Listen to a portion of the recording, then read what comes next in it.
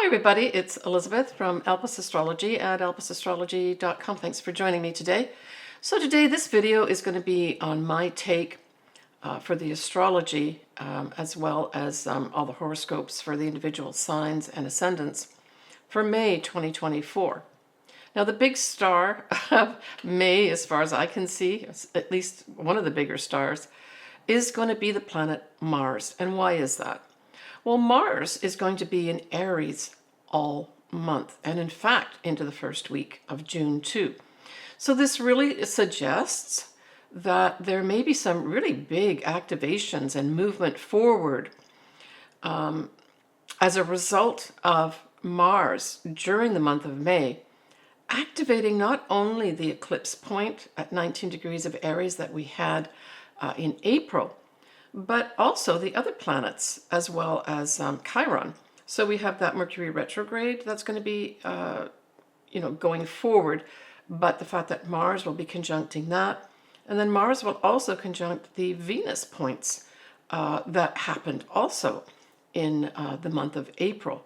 So I really see this almost as a prolonging of some of the things, some of the events that happened in April may get a chance now for takeoff. I mean, I'm getting this feeling of a rocket taking off here. And so, I'm making this video actually the day before the eclipse, the total new moon eclipse at 19 Aries.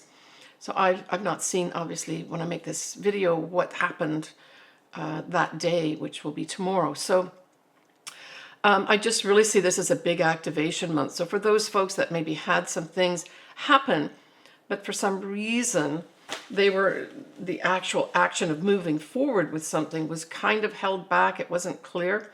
This could be the month with Mars activating everything that happened in Aries in April. It could be the month when things really zoom forward for sure. And I'll cover those dates that I just spoke about with regards to Mars conjuncting different things that happened in April. But the other thing is that Jupiter also is a little bit of a star, because Jupiter will ingress or go into the sign of Gemini. All right, let's start off with some of the actual transits and aspects. All right, so we have right on the 4th of May, we have Mars, right? Mars in Aries sextiling Pluto. And so this just brings drive for change. It also helps you, Mars focuses you together with this intense energy of Pluto on to examine your objectives carefully. So right off at the beginning of the month here on the 4th of May, we get that opportunity to do that, right? With that setup. Now the next day on the 5th of May, we have Mercury now going direct, conjuncting 19 degrees of Aries, which of course was the eclipse point. So this is probably a significant day for many people that really saw some change, new starts, but something was holding them back. Either they were holding back or some circumstance was holding them back, probably something to do with a communication of some sort. And for others, this could be some sort of writing project. This now has the opportunity to move forward, even though technically Mercury is not out of shadow. I'm coming up to that soon. It still conjuncts that point. So and it is direct. So I would say earmark that 5th of May. If you've been waiting for some communication, maybe an email to give you this new start, maybe that phone call, maybe just some circumstance that had to shift, that didn't shift in April. This brings in positive messages for sure for the new start. And I see this as a visual of, runners at the starting line and then that gun going off to say start, right? And then everyone running. It's that kind of image I'm getting here. Off to a running start, right?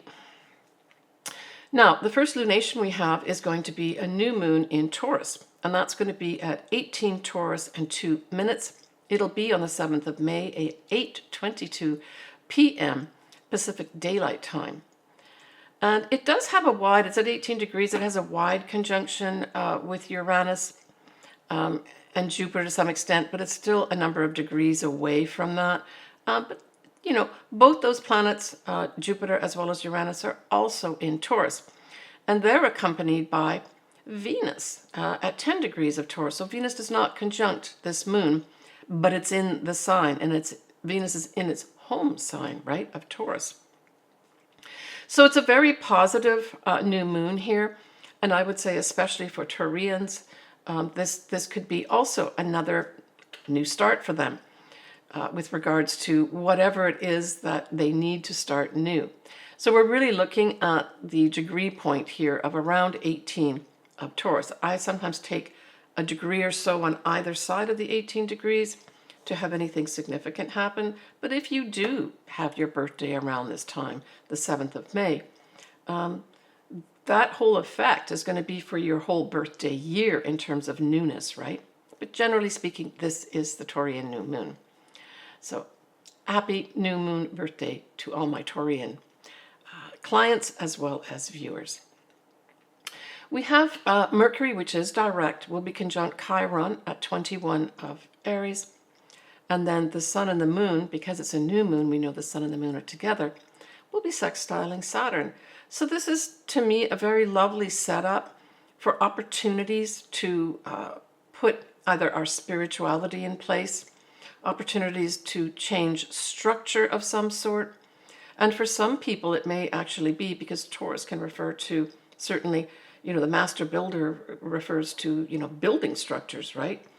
And so with that influence of Taurus here and Saturn favorably by sextile, some people may literally be building their homes, or metaphorically building a new home situation, right? And so I see this as a really positive new moon, generally speaking. With Mercury conjunct Chiron, there may be some news with regards to our health, positive news with regards to our health, that helps us make some kind of new start. Maybe we'll finally get some actual real research regarding maybe safety of the vaccines, or just general understanding of long-term effects of that whole COVID situation that we've had. So when we move now to the 12th, 13th of May, we have the sun in Taurus will be conjuncting that degree point that both Jupiter and Uranus conjuncted, right? So that's around 21, 22 degrees of Taurus in April, on the 20th of April. So the sun coming up in over these degree points is going to also, I would say, illuminate something for you with regards to freedom, change, that type of thing. And again, with Jupiter, of course, we always talk about, foreign people, foreign things. It's the law as well. But, when the sun brings that big illumination to that, there's going to be some better understanding of what was really going on, or what really happened, right? And the sun also can represent a male figure. And so if we take this out to the collective, there may be some really big spotlight put on a male figure that we can take back to around the 20th or 21st of April of some big event that happened, right?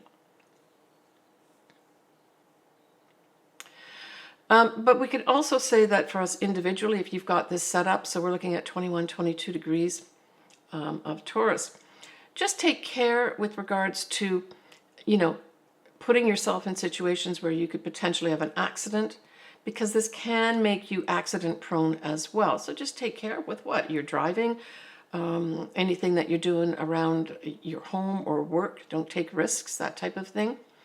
But certainly this day is going to have, if you've got this degree point aspected for you, really wanting to seek change and freedom, right? And Jupiter on top of that, really saying and expanding that feeling. And then the sun on top, illuminating it. And that same day, on the 13th of May, we are also going to have Mercury coming out of shadow. It's the 13th, 14th of May, depending where you are.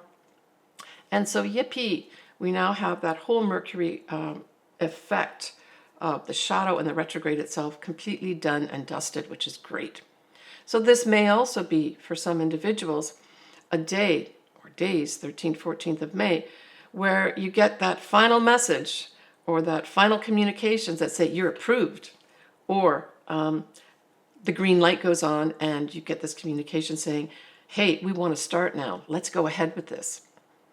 It can also be for others writing projects, Mercury can represent that as well. And also Mercury represents sales and commerce as well. So all these areas may successfully start moving forward here. When we look at the 17th and 18th, we have Venus now is going to be conjunct Jupiter, Uranus in Taurus at 21, 22 degrees of Taurus. And so here's another activation of what? An initial event that happened on the 20th of April. Now, I would say that Venus here is going to bring a spotlight potentially to finances. I'm getting that more. Now, in the US, it might be that the Fed, there's some rumblings with the Fed. My understanding is that's probably more likely in June, but there may be something that comes up at this time that's a surprise with regards to monies. Now I'm talking about a collective level. But certainly if you've got this aspecting, so 21, 22 degrees of Taurus, with Venus on top of that and Jupiter and Uranus aspected, you could get some unexpected money coming your way. I mean, Venus also can represent love. So again, individually, some folks may unexpectedly fall in love that day or days, 17th, 18th, right? When we go the next day, we're looking at the 19th of May. This may be a significant time in terms of real action. And that is because Mars will conjunct the north nodes at about 14 degrees of Aries. And certainly, our collective destiny could be activated here. Now, this can also bring up things like aggression. This is Aries we're talking about here, and Mars, of course, rules Aries. So very comfortable here and has power. So there could be some powerful thing that happens here with regards to our collective destiny path and new ways of moving forward, right? The next lunation that we have is going to be on the 23rd of May. And it's a full moon in Sagittarius. So it's a full moon at 2 Sagittarius, 55 minutes. So it's almost at 3 degrees. It does sextile Pluto within a degree or so. And that's really positive. It's at 6:54 a.m. and that's Pacific Daylight Time. So this is just a lovely setup on its own, right? That full moon sextiling Pluto in Aquarius. I really feel that there may be a real sense of hope and transformation, or more like the transformation that's happening is very hopeful and very future oriented. And again, I think there's this tie in because it's Sagittarius, and Sagittarius rules foreign people, foreign things, but also the law. It's almost like I'm getting this feeling of powerful energies coming in here to provide almost like shoring up things to some extent in a positive way.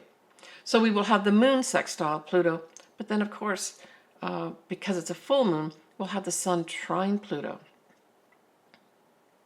Now going together with this positive stuff that's happening at this full moon in Sagittarius, we also have something very interesting going on.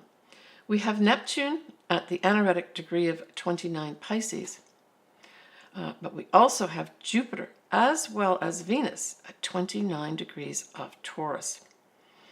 And so to me, this is like a huge culmination of energies. The anaretic degree is a critical degree in astrology.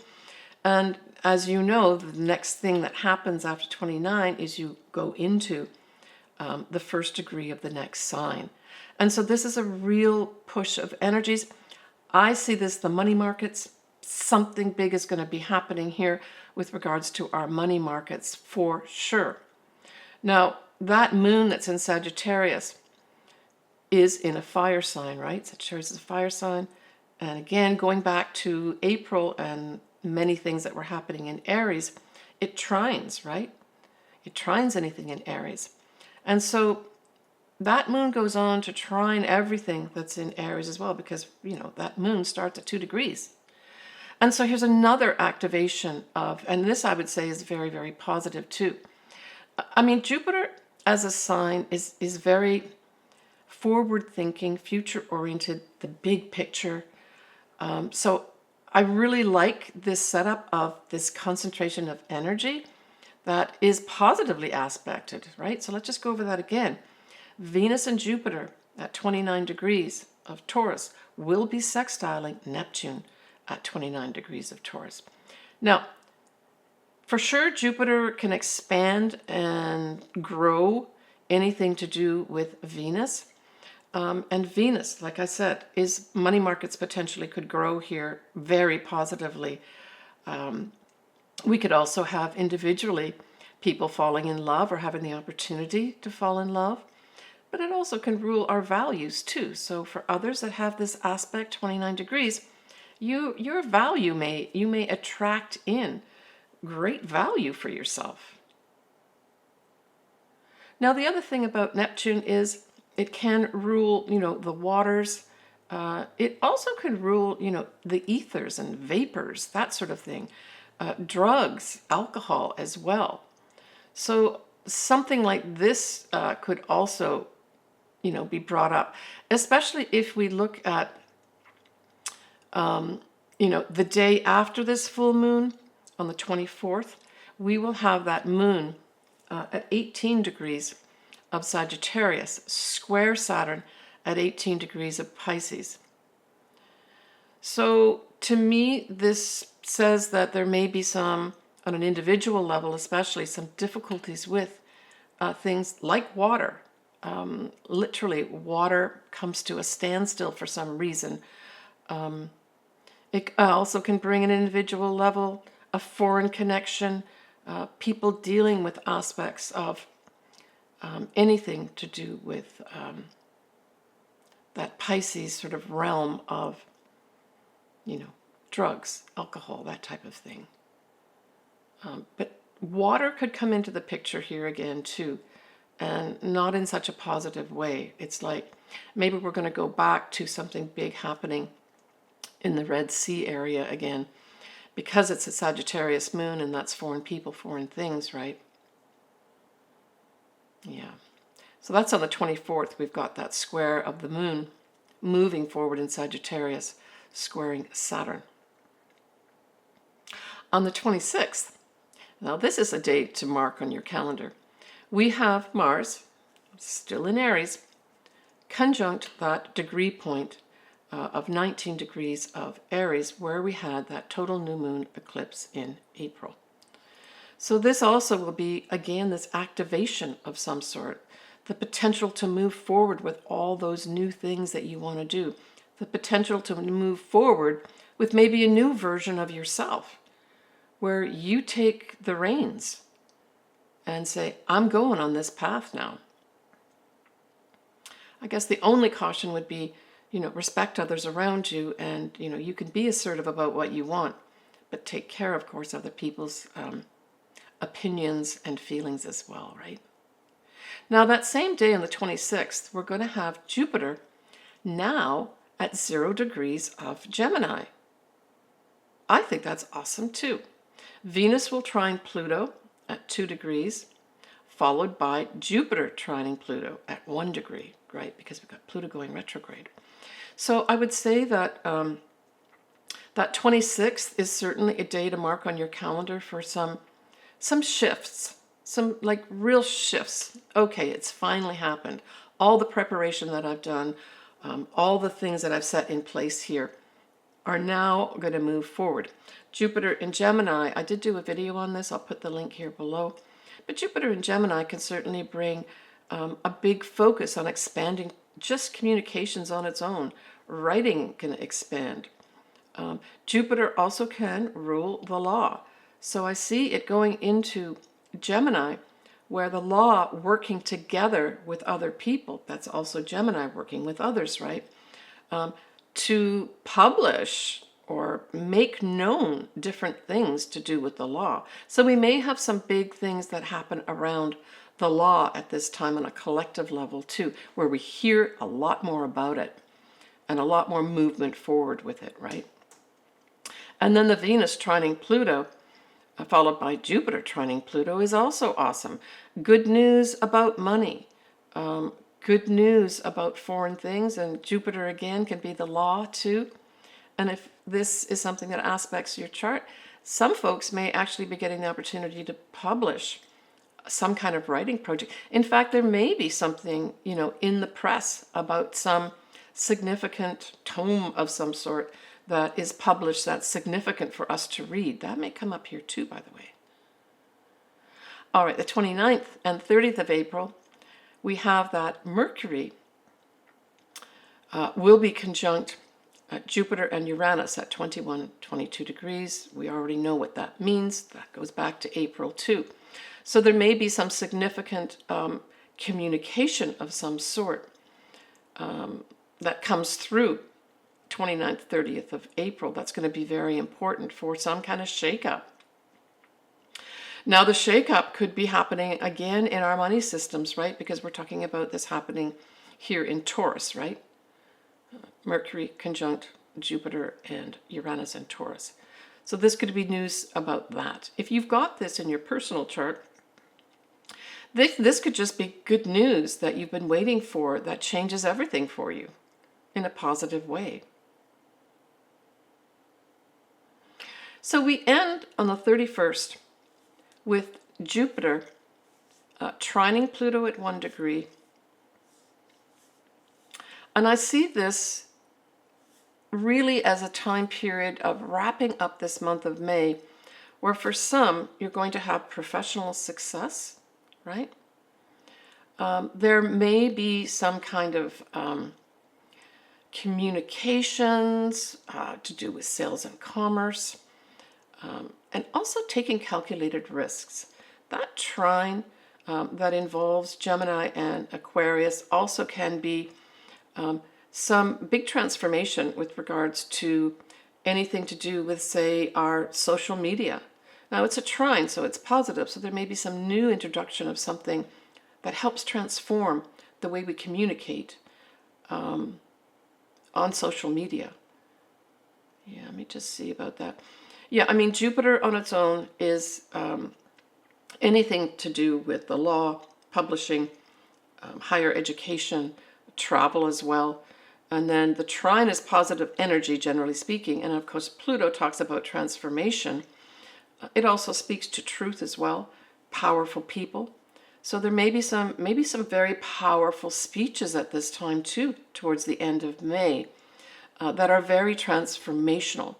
And at an individual level, if you've got these degree points, we're talking about 1 degree or so of Gemini and 1 degree of Aquarius, and you have to make some kind of presentation or appeal to a number of people or a group, this could be great success for you towards the end of May.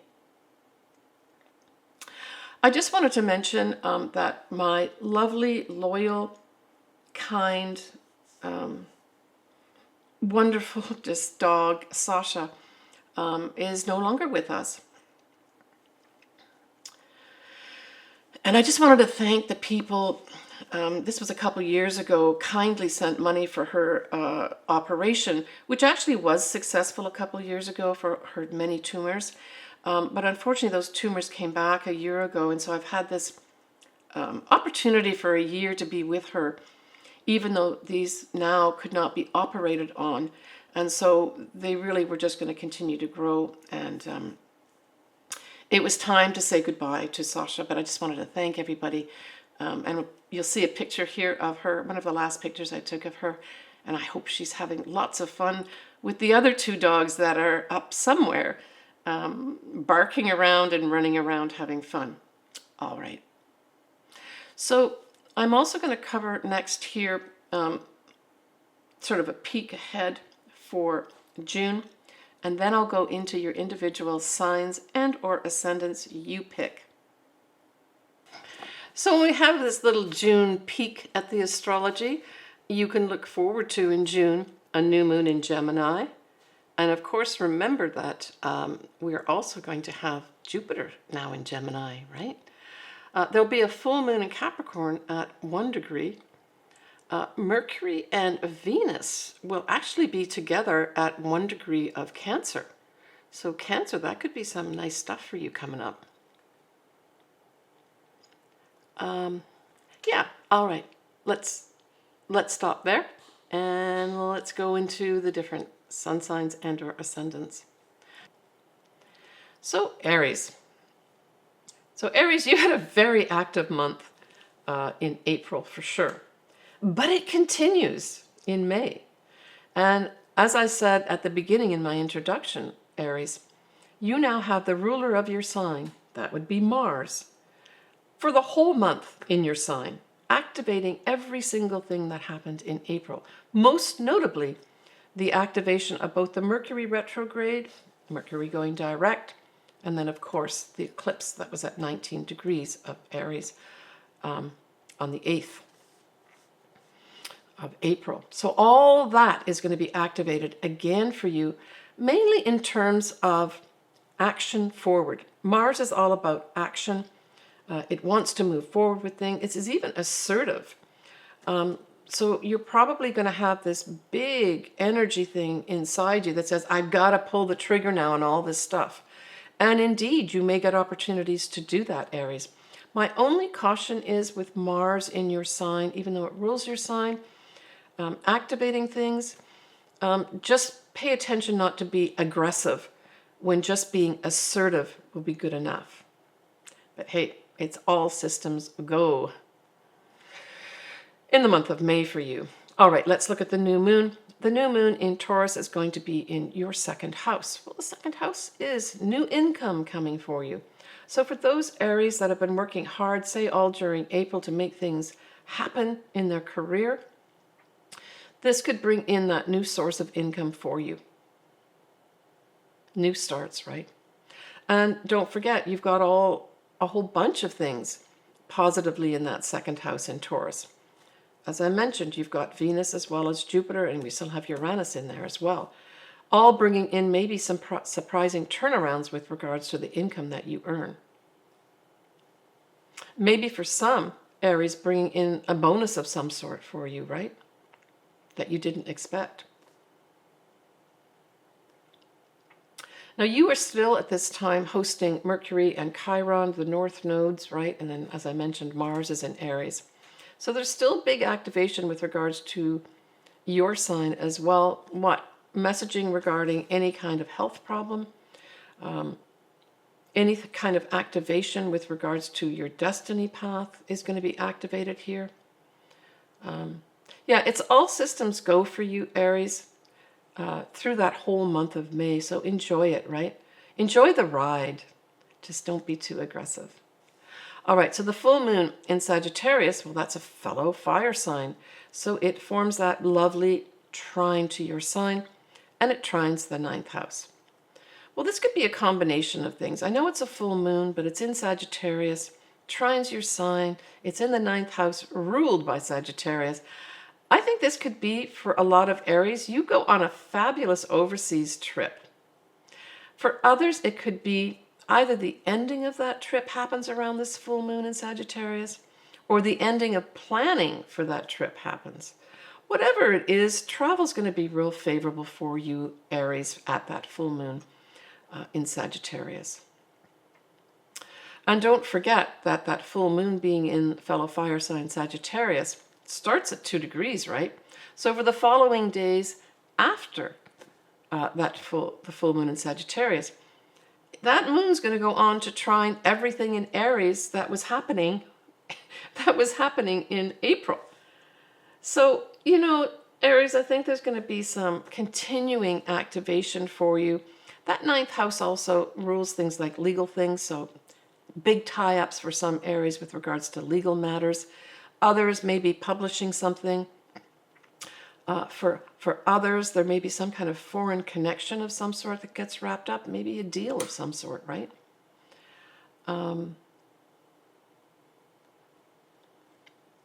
Yeah. So positive stuff for you, Aries, even at that full moon too, because it's a fellow fire sign. Yeah. Enjoy all the wonderful things that are activated for you.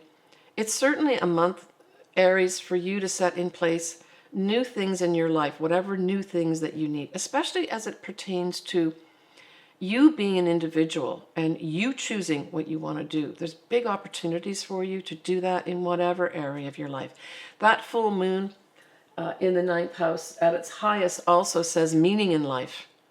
So, you know, for some advanced Aries, you may wrap up that month of May and really feel that there really is meaning in life, that sometimes good things happen to good people. All right, take care of yourself, Aries, and enjoy.